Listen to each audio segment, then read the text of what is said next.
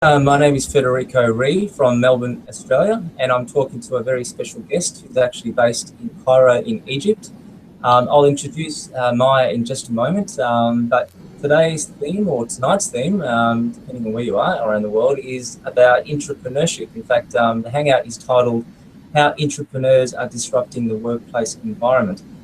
I'm very keen to explore the definition of intrapreneurship as it sort of doesn't get acknowledged enough in the world of business as compared to the term that we all know of, entrepreneurship. And today, Maja will help me demystify essentially what entrepreneurship is all about from her perspective and how she goes about adopting and embracing that in her workplace environment. So without saying too much more, I'd like to welcome Maja. Maja, how are you? I'm good, Federico. How are you? An absolute pleasure. Good, thank you. It's quite warm here in Melbourne. I'm sure it's much the same in Egypt. I'm assuming it's always warm up there. Yeah, we have relatively very wild winters. I mean, wild and warmer than other parts of the world. But yes, it's lovely. I'd love to come one day. But anyhow, so just formally, Maja, you're the founder and CEO of Webworx MENA. Is that correct?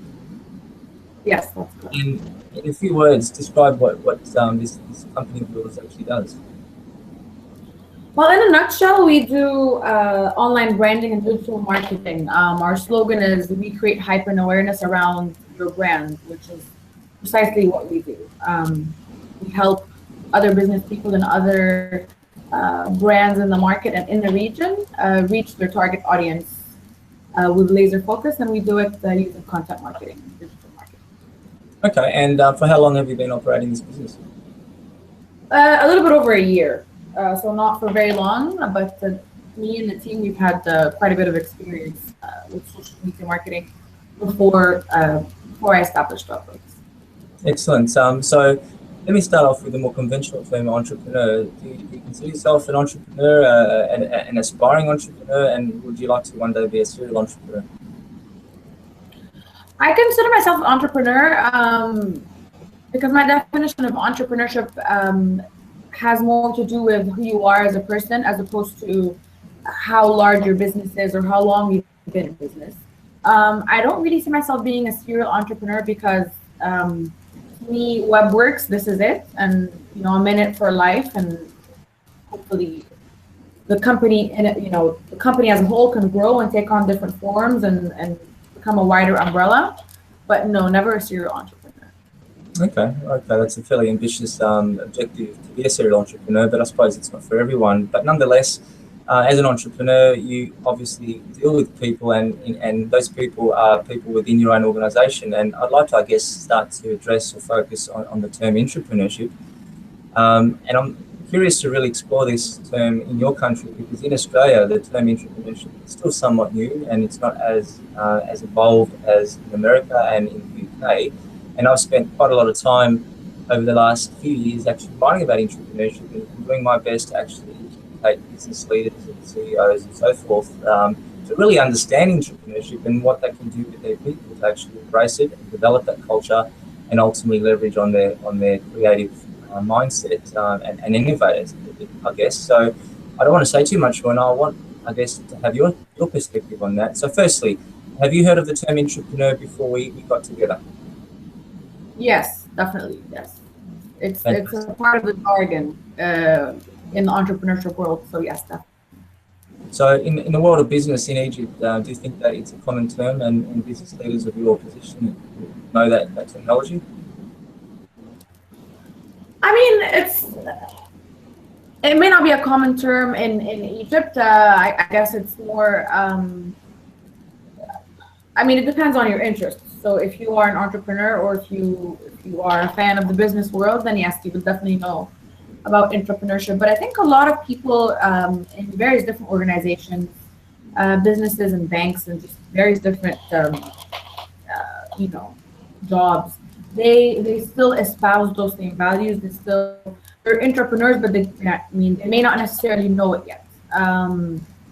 They have the drive and the initiative and whatnot, the characteristics of a typical entrepreneur, but they're not necessarily 100% aware of it.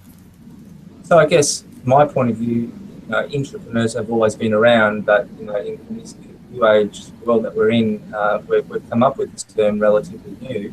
But I mean, new, it's been around officially probably for the last 30 years in the dictionary, but compared that to the word entrepreneurship, which has been in the dictionary for 300 years, you can see a major difference in terms of its relative history.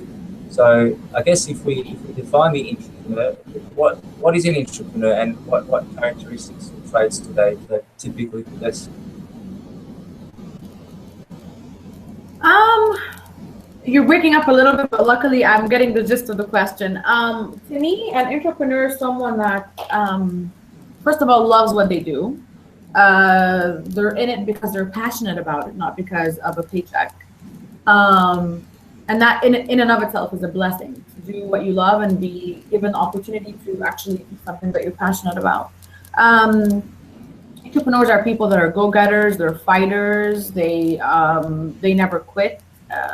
They learn every single day something new about their trade or their craft. They're perfectionists in the positive sense of the term.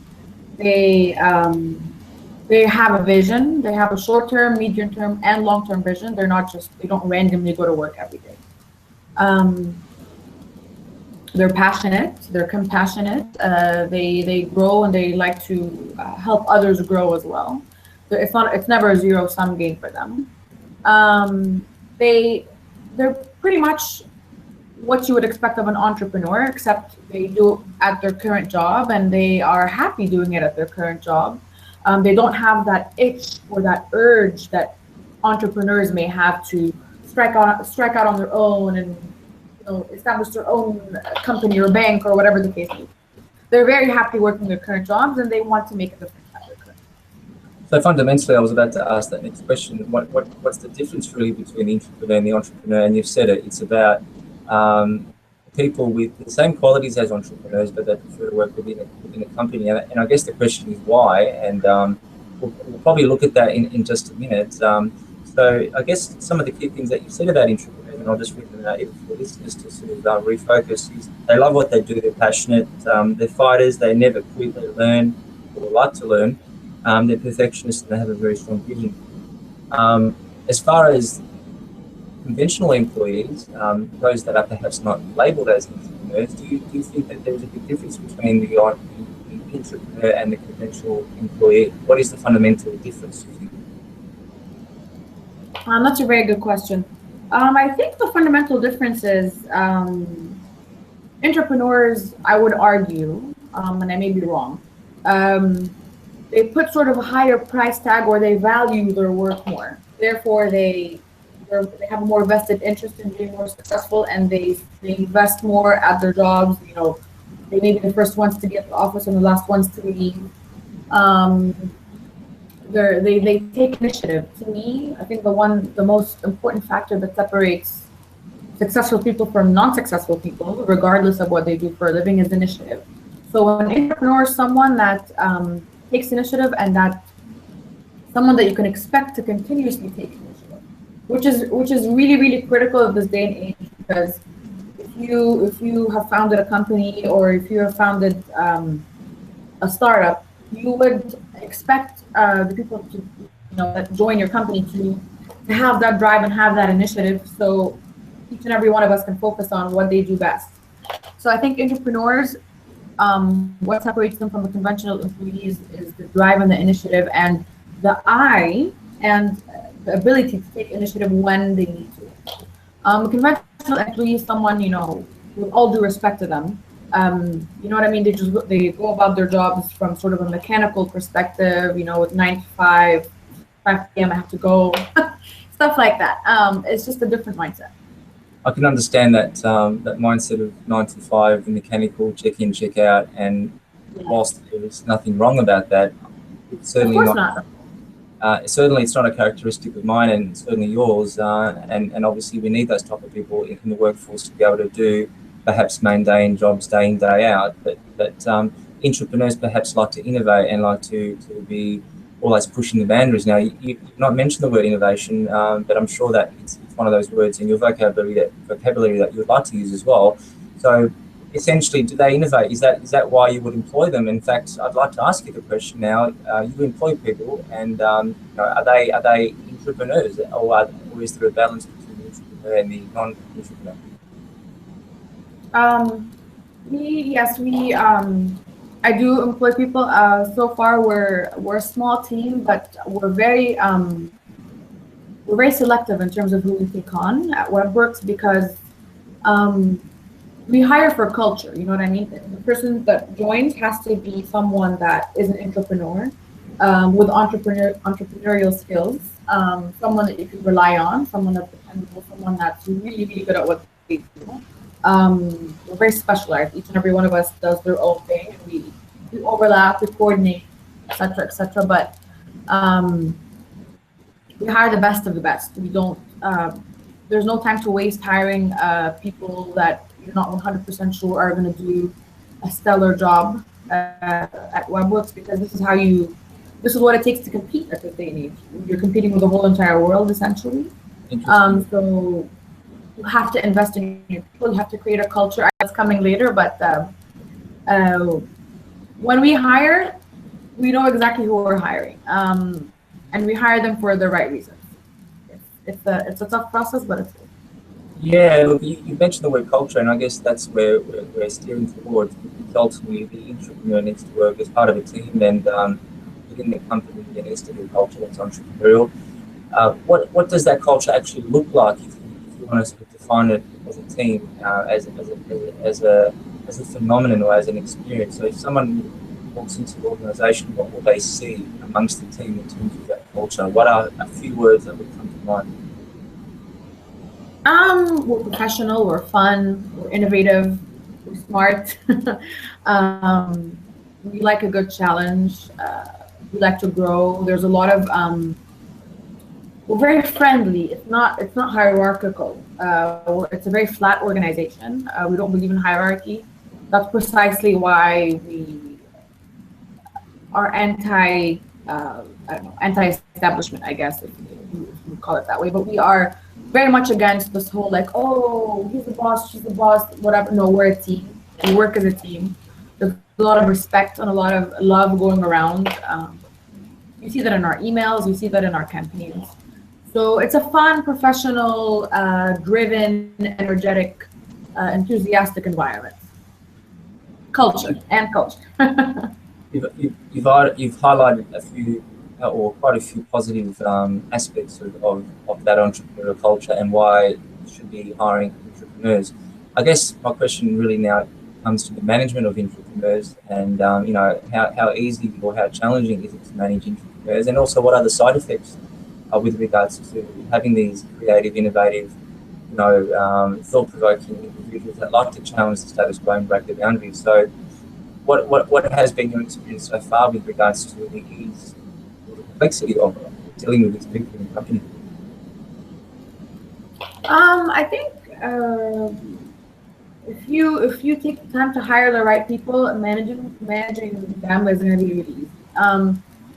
I think the days of the micromanager are coming to an end.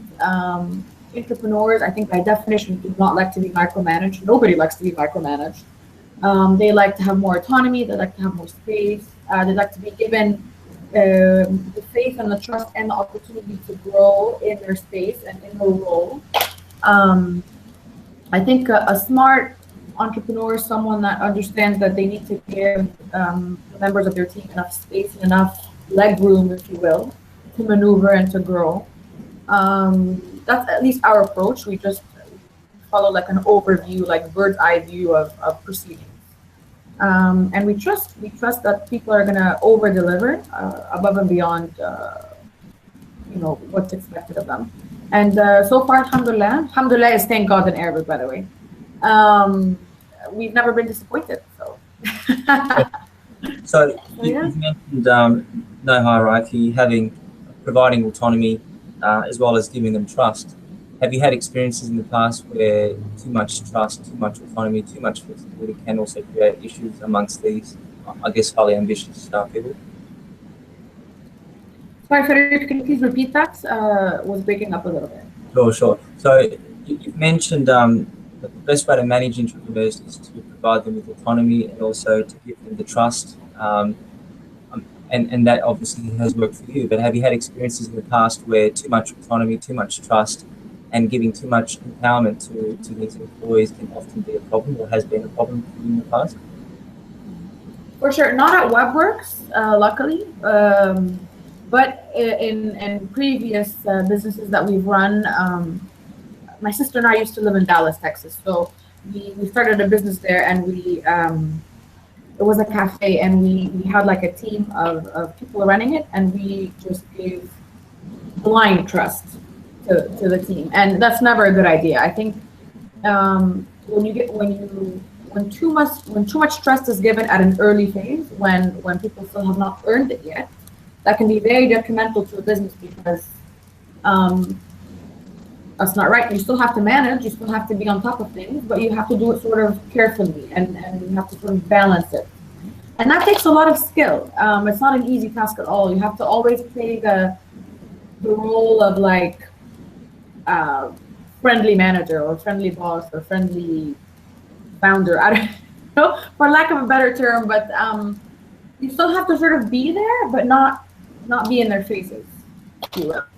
Yeah, fair enough. And how do intrapreneurs coexist with non-intrapreneurs? So the conventional, 9-to-5 person, if they were to sit side by side, would they rub each other the wrong way, or would they comfortably work around each other? What has been your experience to that?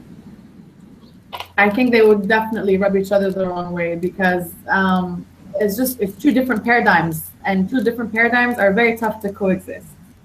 We know that, from everything we see on the news, from the news pieces to the business world, So yes, I think a conventional employee, with all due respect to conventional employees, most of my family members are conventional employees. They would definitely feel threatened from intrapreneurs, because it's like they're the ones that get all the recognition, because they're the ones that take the initiative. So it's unfair to the conventional employee, who also invests in his or her job, and they wake up early, they spend most of their day at the office, but they don't get the credit because they don't take the initiative. So I think what a conventional employee, like my advice to a conventional employee would be to, instead of being threatened by an intrapreneur or an entrepreneur, why not try to emulate them? Why not try to learn from them, see the kinds of skills they have, see how they, mimic them, try to emulate their energy and emulate their characteristics and their values, and one day you'll be the same. I think that's very good advice.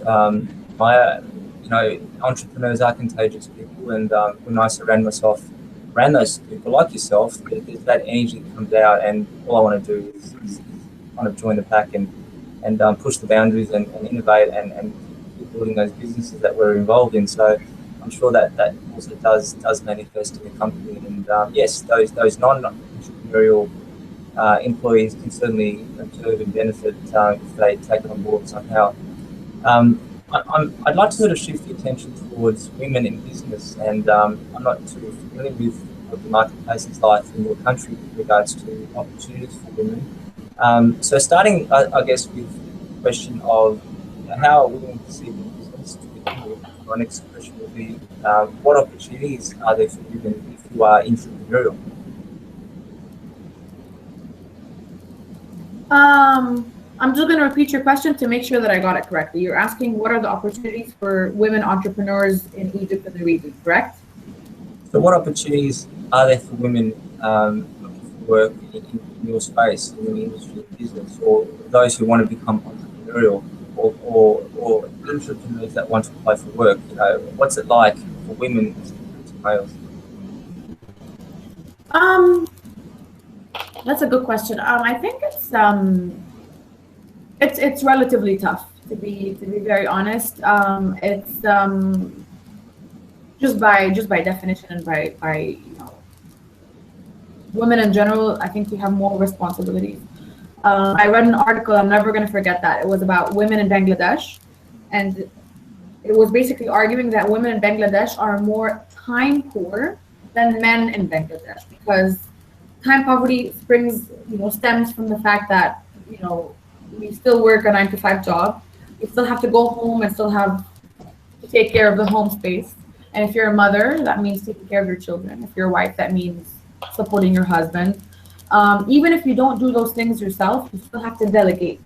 You still have to keep mental tabs on all the things that you have to worry about on a daily basis in terms of your son's daycare or your daughter's school or your dinner, who's going to cook dinner. If you have a maid, you still have to manage the maid. So I think men are sort of luckier in a sense that they don't have to worry about that. They are typically and stereotypically and historically the providers, the breadwinners. So this has always been their job and will always be. They wake up, go to work, come back home, have dinner, go to bed. But women, no, we have a lot more to think about. So I think for women entrepreneurs in the region or in Egypt, in our industry and beyond, they have a lot to think about. There's a lot to worry about. There's a lot to manage. There's a lot to straddle and juggle. You're continuously juggling your different roles, and it's a never-ending process. They have to have help. I mean, there's no way on earth you could do it on your own. You can't be entrepreneur, mom, wife, daughter, sister. It's impossible. You lose your mind. So as an I can go on and on about this, so sorry. That's a very rich insight, what you've said, and look, I guess it's a global challenge for women to enter the business space and compete with males to the same extent, and for those exact reasons that you've stated, that they have several other responsibilities, and juggling time is always, or managing time is the core, or is the crux of the issue. So as an employer, if you had women applying for work, would you give them particular preference or priority, or would you consider obviously their time poor issues as a way of deciding whether they're appropriate for the business? Webworx don't hire for gender at all. Just it happens to be by coincidence that the three of us are right now happen to be girls, but we don't think in terms of gender at all. We think in terms of qualification. So the current team is very qualified, and that's precisely why they're at Webworx. But in the future, if there's two candidates that are equally qualified, we pick the person that we think is more qualified. We don't think in terms of gender at all because it doesn't mean anything. We as women may have more responsibilities, that's correct. But I think in a sense, that motivates us more. You have to sort of go the extra mile on a regular basis to be able to juggle all your responsibilities.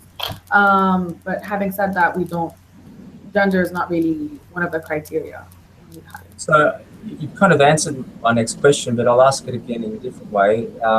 Is there a difference in trait or quality between a male entrepreneur and a female entrepreneur? Can you think of anything that would distinctly separate the two? Is there a difference between female and male entrepreneurs? Is that the question?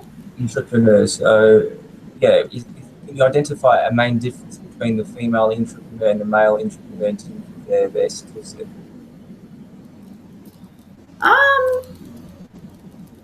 Not in my experience, but I think the literature would argue that male entrepreneurs or entrepreneurs are more driven.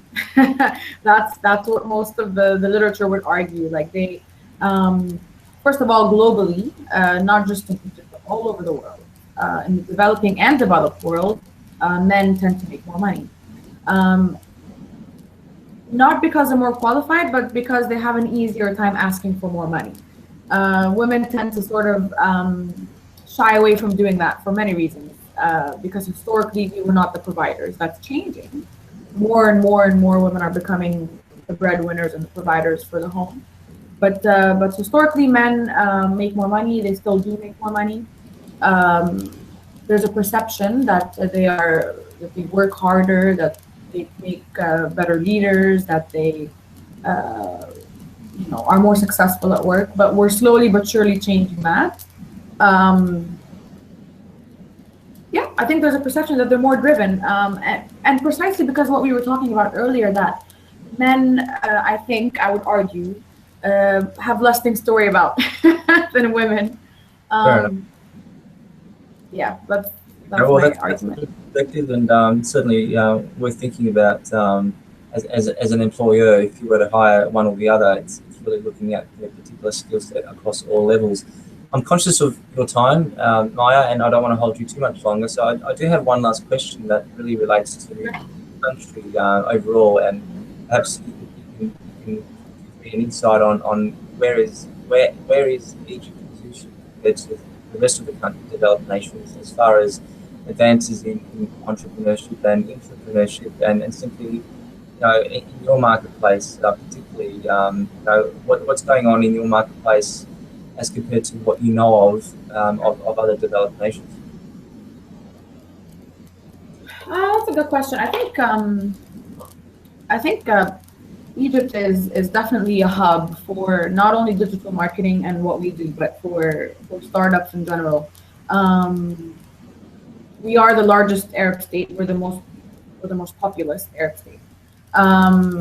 You know what I mean? They call Egypt the Hollywood of the Middle East and whatnot, of the Arab world at least. So Egypt is a cultural hub, it's a business hub, it's an economic hub. So yes, it's a very sort of rife, green environment for entrepreneurship and for startups. There's many startups in Egypt, and just given the current climate, I foresee that they're going to grow. There's still, of course, economic challenges, and there's still all sorts of different challenges. But I think those challenges give birth to more entrepreneurs, because if you can't really navigate, if you can't navigate your typical world, you're going to create like a parallel world. So yes, Egypt regionally is doing very well in terms of startups. We're considered a hub. Most of the really good ideas start out from here, and of course other parts of the Arab world. That's not to say that we're alone. No, there are a lot of very, very, very promising Arab nations that are doing just as well, if not better. So yeah, I mean, we're very fortunate to be here at this day and age and at this specific time. Absolutely, and I can certainly congratulate you, Maya, for your accomplishments. And I can personally verify that based on what I've seen of you and speaking to you tonight, you are certainly entrepreneurially minded, and the world needs more people like you. And certainly in your country, it will benefit tremendously from your spirit, from your creativity, from your thought process, and I'll be looking carefully at how you grow and how the country develops over time and how it competes with other countries like Australia. So just before we wrap up, I'd like to perhaps give you the opportunity to state how can people get hold of you or get in contact with you if they wish to learn more about what you do and the services you offer, including perhaps your website or anything else you'd like to say. People can get a hold of us 24/7 either via our website or my phone or my email. We're available and we're here to answer questions and help create a bigger impact. And would you like to share your website to the public? Sure. Webworx.MENA.com. I can type it up if there's a space to type it, or we can add it to the interview later on. It's WEBWORX.MENA.com. And you can also find me on LinkedIn. If all else fails, you can just add me on LinkedIn.